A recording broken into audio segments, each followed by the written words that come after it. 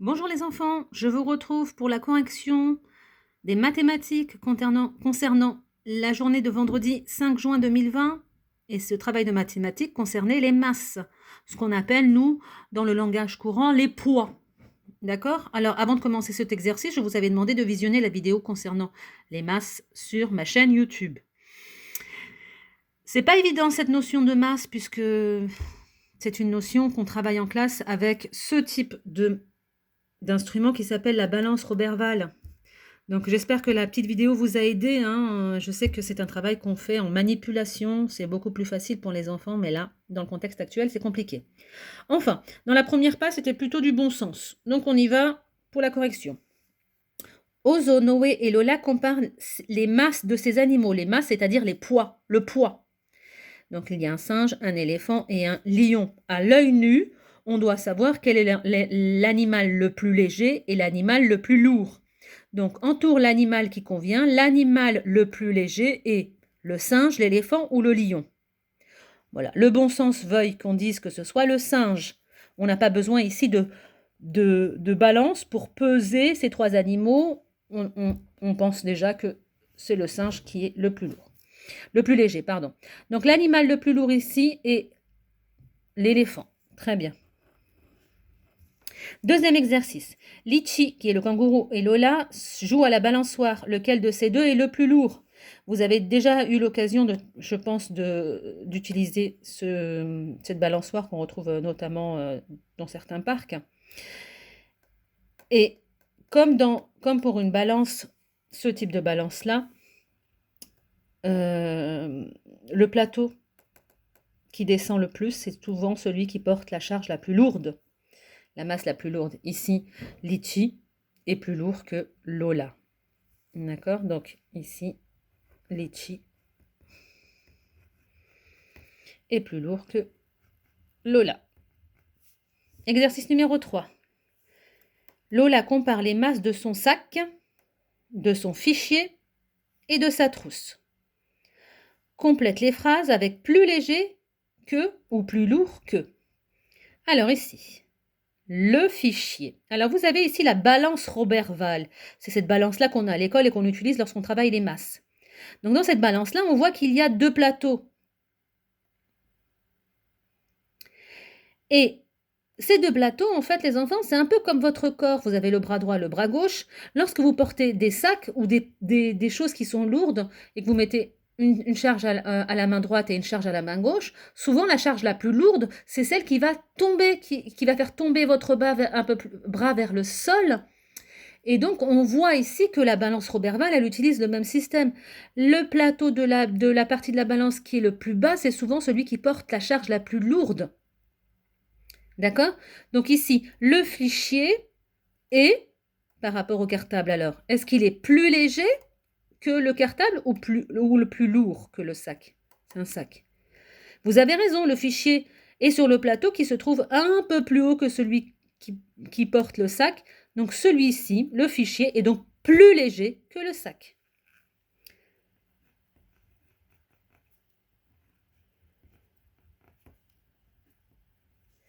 D'accord? Donc ici, le fichier, on compare maintenant la masse du fichier avec la masse de la trousse. Donc là, le fichier est plus lourd que la trousse.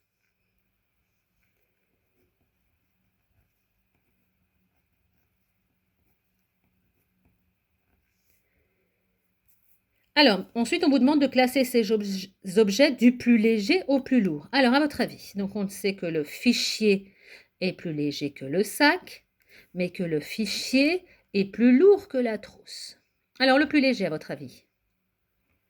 Très bien, la trousse. La trousse est plus légère que le fichier.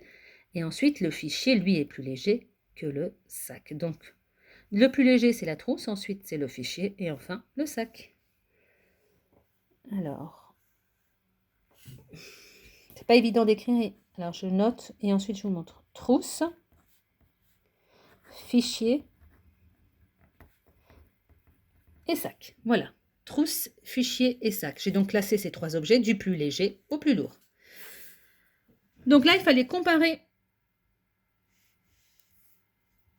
des objets. Lorsque l'aiguille, ici il y a une aiguille au centre, de la balance Roberval est au milieu, Elle indique que les deux objets ont la même masse, c'est-à-dire qu'ils ont le même poids. Donc, on va compléter la phrase. La trousse a quoi? La même masse. On reprend la même masse, c'est-à-dire qu'elle a le même poids. En mathématiques, on utilise le terme de masse que le paquet de bonbons. Ensuite, combien faut-il de boules pour faire la même masse, pour faire la masse du paquet de bonbons? Donc, vous voyez que les deux plateaux sont en équilibre. Le paquet de bonbons, ça veut dire que ce qui est sur ce plateau-là et ce qui est sur ce plateau-là ont la même masse, le même poids. Pour faire le même poids, la même masse que le paquet de bonbons, on a donc besoin de deux boules. Deux boules font le même poids que notre sac de bonbons, notre paquet de bonbons. Il faut donc deux boules pour faire la masse du paquet de bonbons. Troisième exercice. Lola a pesé 4 objets avec des billes. Écris le résultat de chaque pesée. Un verre, des billes, une gourde, des billes. Donc on regarde ici. Pour le verre pèse autant que une bille. Effectivement, on regarde que les deux plateaux de la balance sont en équilibre. L'aiguille au milieu est au centre. C'est-à-dire qu'à droite et à gauche, on a la même masse, le même poids. Le verre et les billes ici ont le même poids. Alors, le verre pèse autant que... Alors, je vais compter mes billes. 1, 2, 3, 4, 5, 6, 7, 8, 9, 10. Pour avoir le poids d'un verre, la masse d'un verre, il me faut 10 billes. Le verre pèse autant que 10 billes. Et ici, la gourde. Combien de billes pèse-t-elle? Combien de poids? Elle a la même masse que ces billes-là. Alors, combien de billes faut-il pour avoir le même poids que la gourde? 1, 2, 3, 4, 5, 6, 7, 8, 9, 10, 11, 12, 13, 14, 15. Il faut donc 15 billes pour atteindre le poids, le même poids, la même masse que la gourde. On continue. On continue avec l'exercice suivant. Donc, une petite voiture et des billes. La voiture pèse que une bille. Alors, la voiture, elle pèse la même masse, puisque ici, on voit que